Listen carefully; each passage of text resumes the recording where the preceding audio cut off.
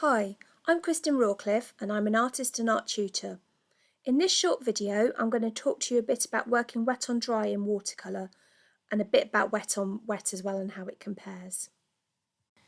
I'm going to show you 4 examples incorporating wet on dry. The first is some overlapping stripes, so you can see the transparency of watercolour. The second, some overlapping hills to show you how layering watercolour builds depth. The third is painting a simple object with a hard outline and a soft interior, which gives a 3D effect. And lastly, a simple misty valley showing the difference between painting wet on wet and wet on dry.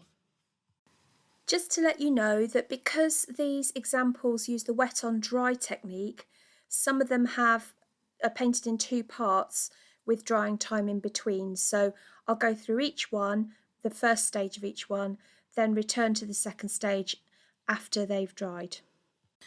The materials I'm using today are St. Petersburg White Night paints, which are very rich in pigment and beautiful to use. They're not wishy-washy at all and are very punchy in colour. I usually suggest beginners paint from the pan in watercolour rather than using tubes of paint because it's easier to get the consistency correct if you're using the paint from the pan. If you're using tubes, it can be a bit too tempting to paint too thickly, like you'd use acrylics. I'm using a £12 set and a £36 set just so I've got a little bit more choice of colours, but £12 absolutely fine. I'm using a 1/2 inch flat brush as well as a number 8 round brush, and I'm using 300 GSM cold press paper.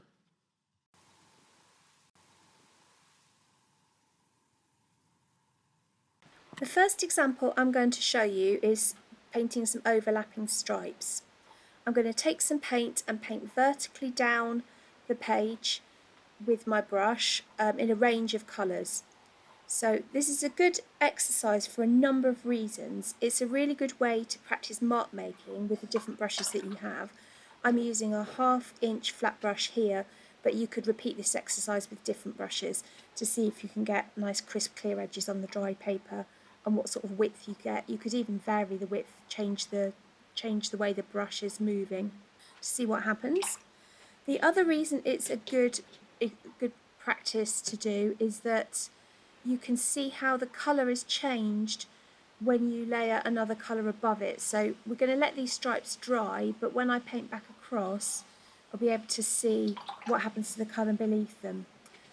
I'm using a range of warm colours, but you can choose any colours you like. And in fact, a good exercise is to try every paint in your box and paint them all down, and then when you go back across you're going to have a sampler of how each of your paints interacts with the other paints in your palette.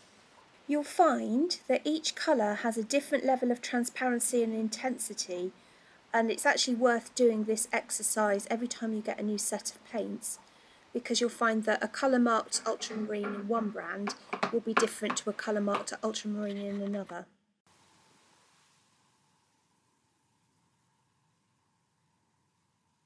The next example is to show you how layering colour builds depth. I'm going to paint a very simple landscape example here, and I'm going to paint a couple of hills in front of each other. So I'm painting the back hill first because it's further away and it'll be paler. I'm using a sap green and I'm going to just fill that in. It's going to take me a little while to fill in underneath this, the top of the hill on dry paper.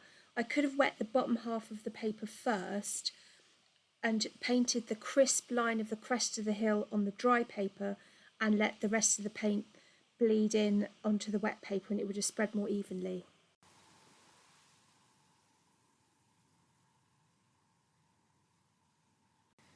In this example, I'm going to show you how to use wet on wet and wet on dry to paint a 3D looking object.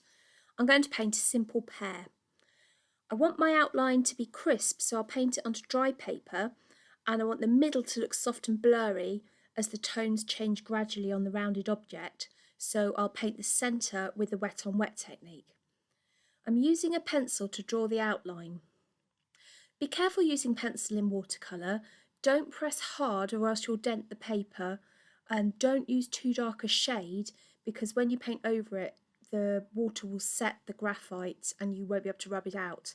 I'm using a 2H, but an HB is also fine. Okay, so I'm going to start by drawing my pear. I'm just going to draw it freehand with my pencil, just fairly lightly so I'm not denting the paper. And then I'm going to use a round brush to wet the centre of the pear. I'm not going anywhere near the edges, I'm just kind of doing the middle, because the middle is, I'm imagining this is the bit that has the light source on that's going to be a bit lighter. And I'm using that sap green again, and I've actually got my flat brush to outline the pear, so you can see I'm getting a nice crisp edge on the outside of it. Could have potentially have used a round brush here because it's a little bit tricky to get around the corners with a flat brush. And I'm pulling the paint into the water so it starts to have a soft, spready edge on the inside. You can see how that paint's just spreading and looking soft there. Okay, so I'm just going to neaten up the edges very slightly. You can see because my board's on a tilt, the paint is slightly dripping down, so I'm just going to even that up. And now I'm going to use a darker colour just around the outside to give the 3D effect. So this is just a dark green. I think in the White Night set it's just called green. It's kind of dark and it's kind of warm. Right, so I'm just smoothing that out a little bit. Now when that dries, it'll dry a bit lighter anyway. It looks quite extreme at the moment, but in the next instalment of this, I'll show you how you can even the whole lot out.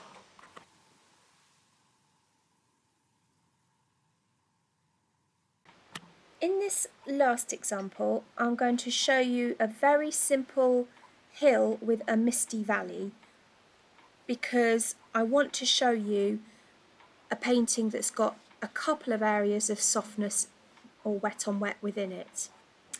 So I'm just painting a stripe of water just below where the top of the sky is, like I did in my wet on wet video. And I'm going to mix an ultramarine and a azure with quite a bit of water because I'm going to make this quite a pale sky. Paint that along the top strip and it bleeds into the wet area. Now I'm going to do a misty valley as well, so I want the bottom of the paper to be wet so that the hill is crisp at the top edge, and then as the colour comes down it kind of fades out in a blurry kind of way as if there's a white mist rising. So I'll just take my green and paint a nice crisp edge of the hill along the top and pull that paint down into the wet, sort of suggest the mist. There we go. Oh, and what I love about this flat brush is that you can really get back in and tighten up some of these sort of unclear areas. It looked a little bit of a dry brush effect at the top there, so I've just neatened that up. So as you can see, in a painting you might have areas where you need to wet the paper and areas where you need to keep the paper dry for the sharper edges.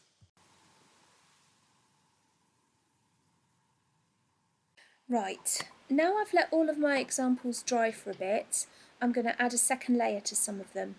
So on this stripes example, I'm going to go back and paint a horizontal stripe across the vertical stripes. I'm using the same colours that I used for the vertical stripes, but you can use any colour you like. You can see that that red is possibly not quite dry because it's lifted the paint a little bit as I've painted the yellow stripe across. And I'm just doing the same for these other colours. Everything seems quite dry on there, there's no lifting. Now I want you to look at where the horizontal and the vertical stripes cross as you do this. You see how that orange going across the purple has really changed the colour. It's kind of quite a glossy brown now, because purple and orange will mix to yellow and orange will mix to make brown. Okay, a bit too much paint on this one. It's a disadvantage of having your board on a tilt. It's sort of slightly dripping a bit, so I'll just go over that. Now you can see how that red is really covering the stripes below it. It's really quite opaque, whereas the previous two colours I've put down have been quite see-through. So lastly I'm going to put the purple across. Just look a bit streaky, I'll do another pass at that. That's really quite see-through. So yeah, as I say, choose any colours you like, and this is a really good chance to try out all of your colours and see how they work laid over the top of each other.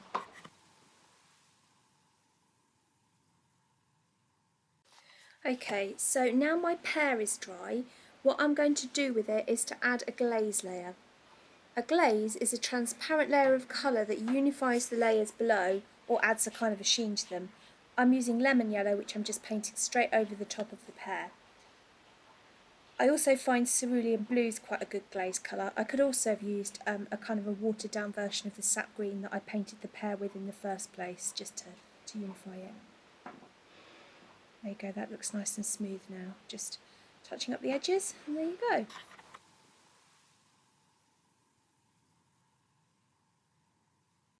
Now my distant hill is dry, I'm going to add another, not very sloping hill in the foreground.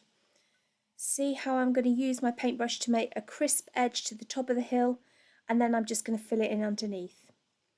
The second layer of paint just deepens the colour of the first, and now it looks like one hill is behind the other because objects get lighter as they recede into the distance.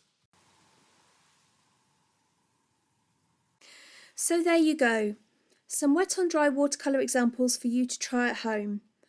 2 just using wet on dry techniques, and 2 using wet on dry and wet on wet. Overlapping stripes and hills to show how layering of colour builds depth and changes the colour as well. A pear to show how combining wet on dry with wet on wet can make things look 3D. And a misty valley to show how sometimes you may have to use areas of wet on wet and wet on dry within a painting. Have a try to see how you can apply these techniques to painting objects and scenes around you. Sometimes it takes a little bit of planning to know where to use the wet on dry and where to use the wet on wet, but it is worth it. For more tutorials and blog posts and to see my work, visit www.kristinrawcliffe.co.uk. The link's below, and I'd love to know how you get on.